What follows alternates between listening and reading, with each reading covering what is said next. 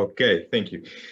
So my name is Michał Staniewski, and I'm working for Polish Navigation Services Agency, like you already mentioned.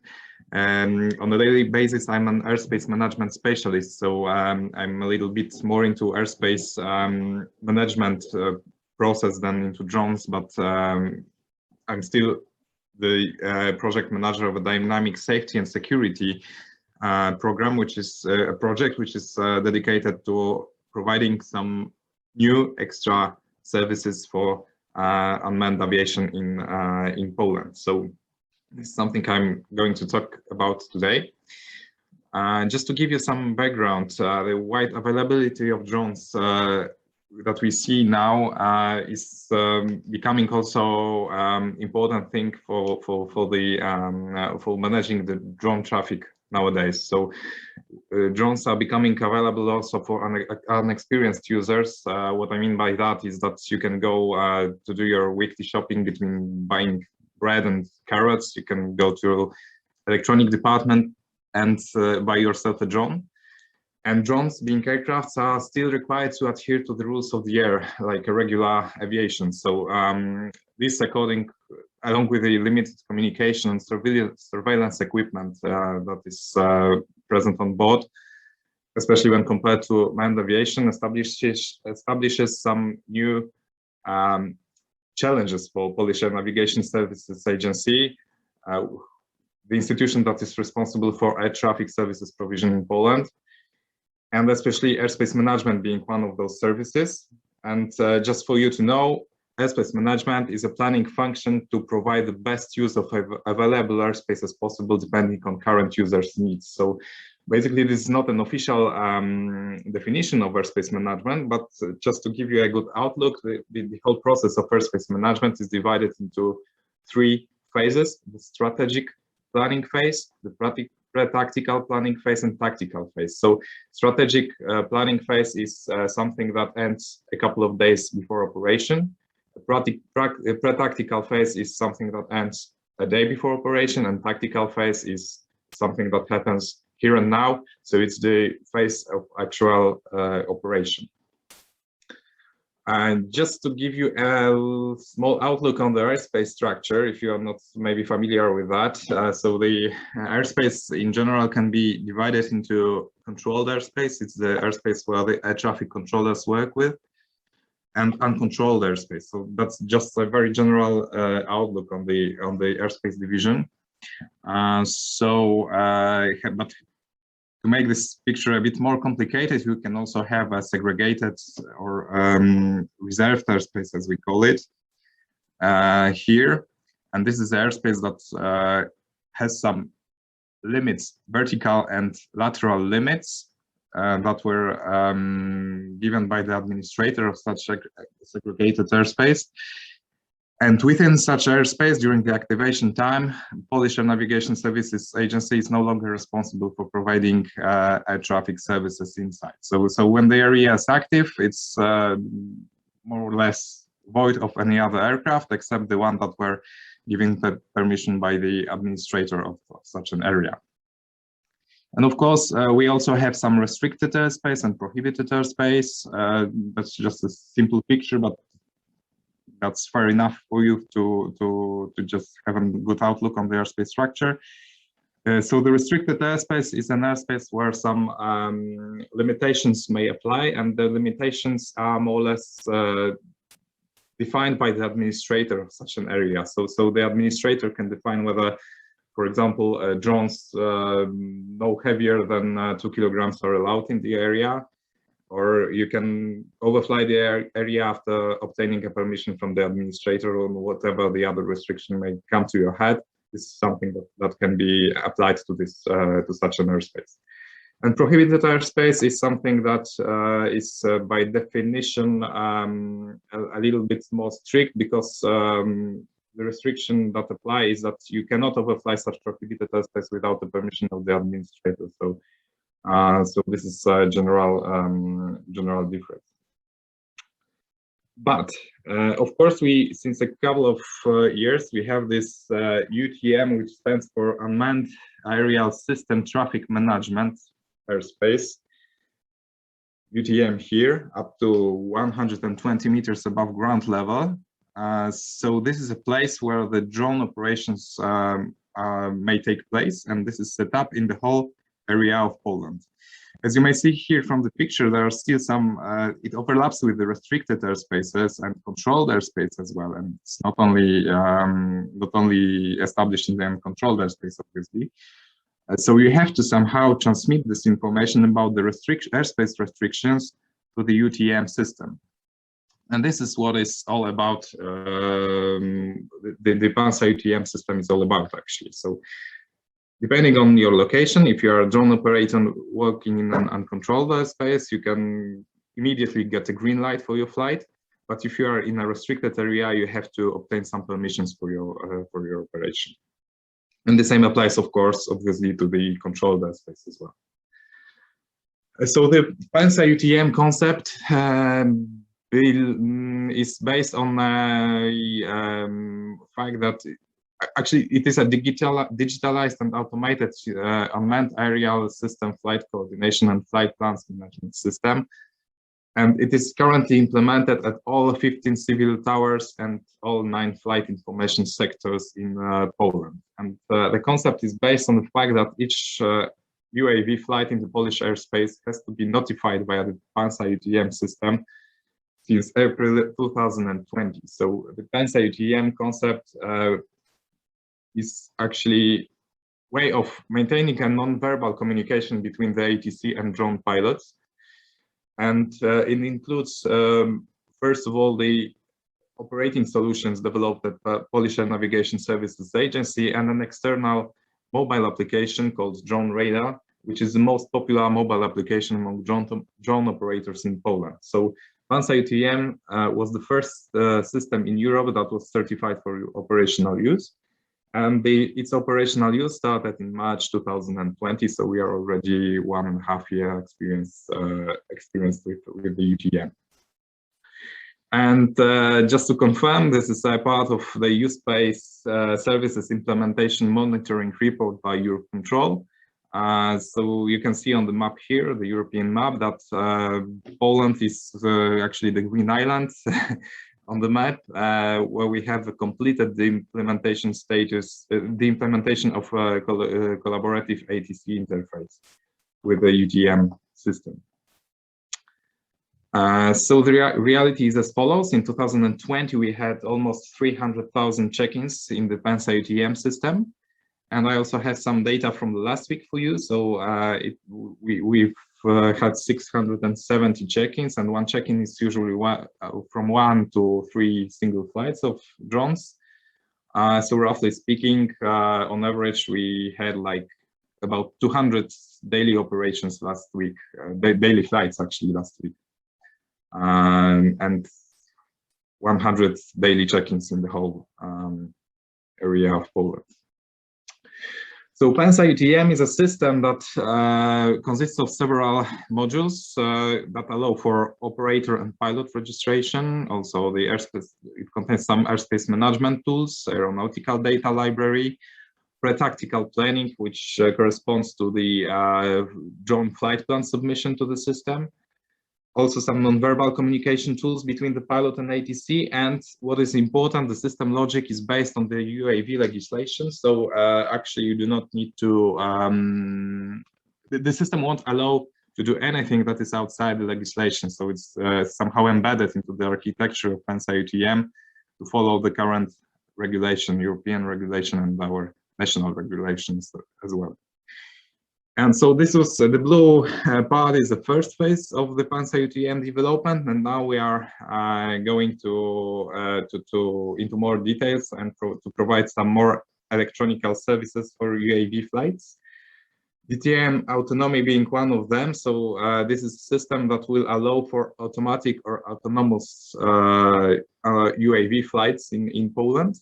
And in order to provide this, we have to also have some extra services provided, such as electronic identification of drones. So imagine a situation where you have to, depending on whether you are public or the service officer or a civilian, you get maybe different kind of information, but the basis is that you can use your mobile application to, if you notice a UAV flight being somewhere next to you, you can take a photograph of this UAV or just to direct the camera toward the drone and ask the system if it's a legal flight, or maybe who is that, or why does he perform that.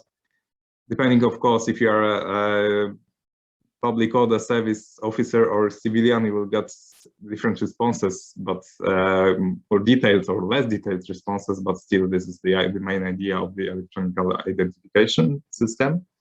Dynamic safety and security is something that I will tell you into more.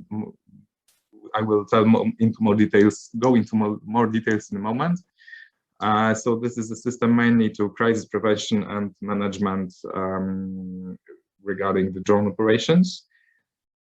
ESORA is a UAV flight risk assessment module, and also we are planning to implement some other electronic services for electronic registration, certification, and learning and licenses. So this is a module that our Civil Aviation Authority will most likely be interested in. Having this architecture brings out some issues and opportunities as well. And first of all, if you think about setting up flight restrictions with immediate effect in complicated airspace, it's a process that is not pretty much obvious even for us, especially if you think about the immediate promulgation of the information to the pilots. This is also something that is directly related to crisis management, for example, fire outbreaks, accidents, acts of terrorism, and other elements that may come up to your mind. So another point is the coordination of flight permissions within the restricted areas, because like I mentioned before, some flights may be allowed by definition, like for example, if you have a restricted area that is related to a fire outbreak, obviously the rescue firefighting flight by definition. So like I mentioned before, you can allow for some flights upon the contact with the zone administrator as well. So you have to coordinate the flight permissions that have been issued this way. And of course, safety of simultaneous operations, because as long as you have only one aircraft flying, or whether it's a drone or a manned aircraft, there is no reason to care much about their safety. But if you have two aircrafts that may collide with each other, you have to have some procedures, communication procedures as well, or maybe competences of the guy who is responsible for provision of flight information service within the area. And the opportunities that may come from the fact that PANSA UTM is the system that all drone operators have to be in contact with actually during the performing of the flights are as follows. So, for example, there is an opportunity or chance to have a live communication in terms of air safety, also in terms of mission data live exchange, such as images, videos, maps, other data that may come up to your mind. And also, the system has the knowledge of all drone pilots, operators, and their UAVs that are registered inside. So maybe let's use this data to exchange pilots or UAVs between different operators, depending on the current need and availability. And of course, it may be useful for crisis operation as well. So the answer for those issues and opportunities are dynamic safety is the dynamic safety and security module that consists of two sub-modules actually. First of them being named as public order services module, and this is a system to set up dynamic flight restrictions for manned and unmanned aviation. And the second part of the system is the search and help module, which is a tool to support air safety and live coordination of manned and unmanned aviation during crisis operations. So in a moment, I'll tell you a little more about the details of those modules. So just to give you a better outlook on what we are planning to implement in the future. So the public order services, the first module is a tool to propose the restrictions for the airspace use. So the public order service fills out an electronic form and submits it to our institution. So we do the evaluation of the proposal based, of course, on the system logic that is designed to support the decision taking. So First thing that may came up to your mind is the conflict resolution, especially if you have, for example, two restricted areas in the same area, in the same vicinity, actually. So we have to somehow give priorities to the proposals, and also you may need to verify if the initiator of the proposal is legally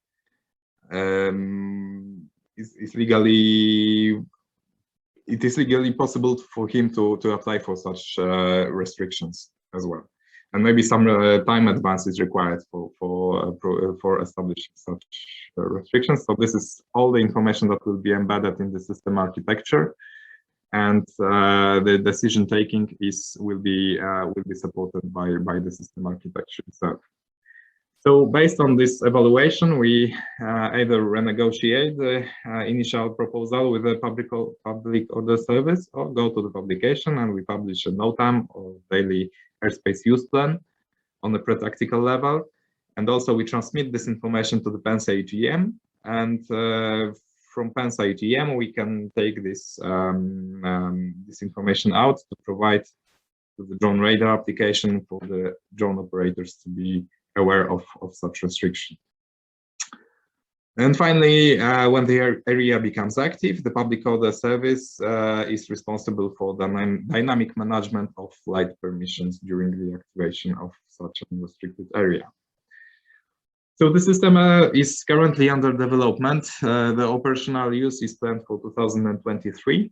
And the system is dedicated for public order services such as police, firefighters, and so on.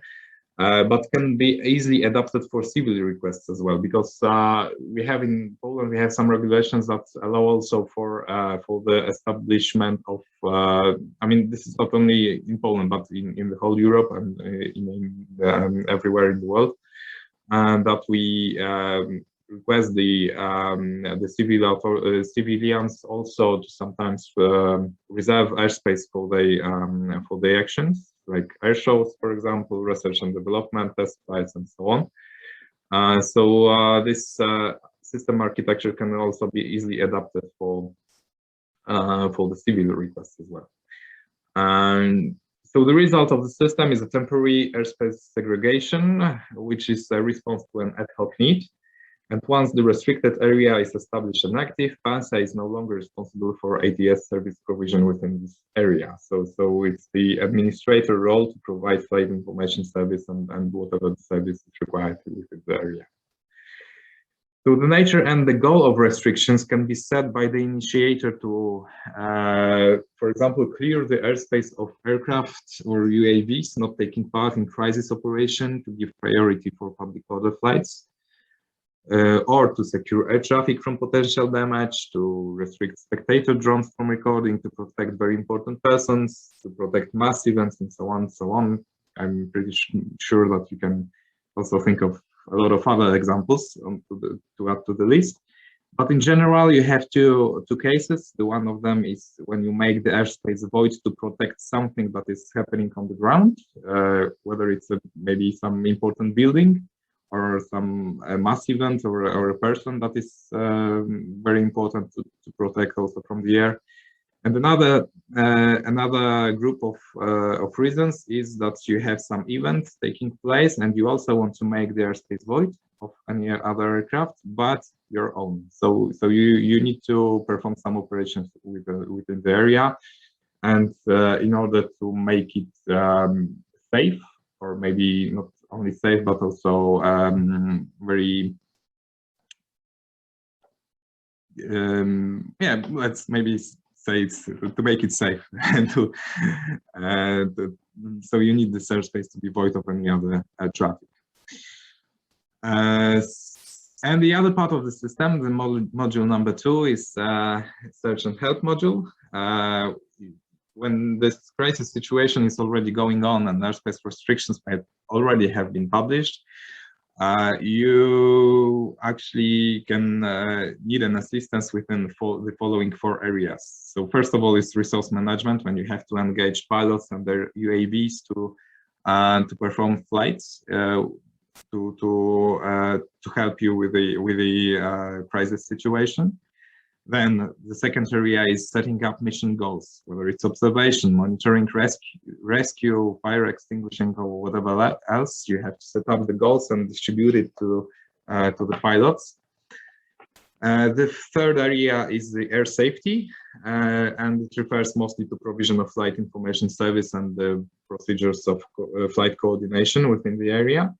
And the fourth range is the evaluation, which is intended for collecting the good practices for future use. So going into a little more details, in the first field, the very important thing is that you, like I mentioned before, you already have an information about the available pilots and their UAVs in the system, because you have to register the drones and the operator within PANSA UTM somehow. So maybe let's take this information. If you're, for example, a fireman looking for a drone with a thermal vision camera or whatever, and you don't have one in your unit, you can ask adjacent units if they maybe can temporary lease a drone with a thermal vision camera for your current need.